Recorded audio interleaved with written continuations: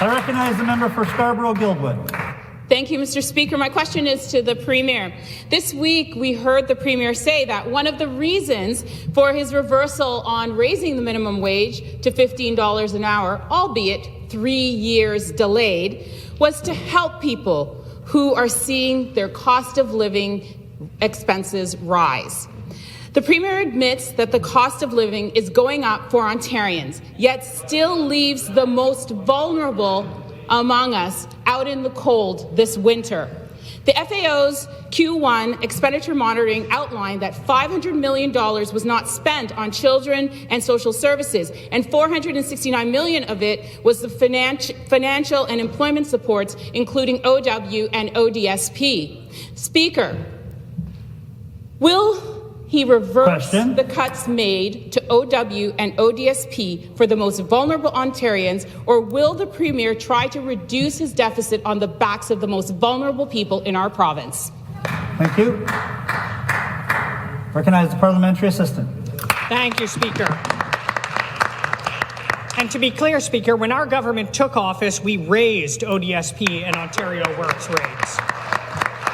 Now, of course, over the past year and a half, Speaker, throughout the COVID-19 pandemic, our government has been laser-focused on supporting some of our most vulnerable. This has meant that we have invested more than $1 billion through the Social Services Relief Fund and expanded access to temporary emergency assistance for those in financial crisis. Emergency shelters, food banks, charities, nonprofits, and emergency services which needed more support have accessed this fund to help cope with growing demand and the extraordinary circumstances faced throughout the pandemic. Ontario Works and ODSP clients continue to have access to the government's discretionary benefits program to assist with one-time exceptional expenses related to COVID-19.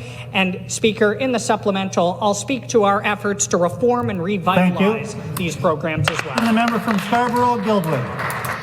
Speaker, back to the Premier. Here's what you actually did. In 2018, September, there was a planned increase of 3% to OW and ODSP. You cut that increase to 1.5%. Will you reverse your cuts to the most vulnerable people in this province, acknowledging, as you have said, that cost of living has increased? Speaker, my constituents have reached out to me, and they are pleading for help. A woman gave us a call. She's been waiting 10 months after applying for ODSP, and she says that she is afraid that she's going to lose her home. She is afraid that she will be forced to move into a shelter. During the pandemic, Ontario government has been appalling to people on OW and ODSP. A $100 to $200 one-time increase that they had to jump through hoops to get is not enough. Will you reverse your cuts to the ODSP adequacy in your fall economics?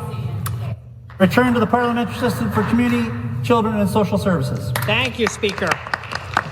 You know, our government understands that Ontario Works and the ODSP program are critical to helping those who need it most. The system has been facing challenges for years after being neglected by the previous Liberal government, and the COVID-19 pandemic has exacerbated those challenges. That's why our government has taken action through our Reform and Revitalization Initiative to work with our municipal partners, to work with our stakeholders in our communities, and develop a shared vision for social assistance for the future.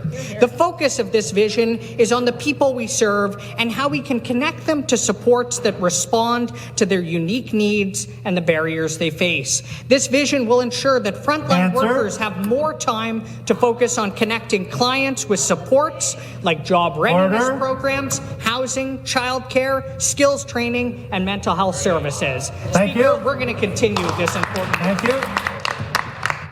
Recognize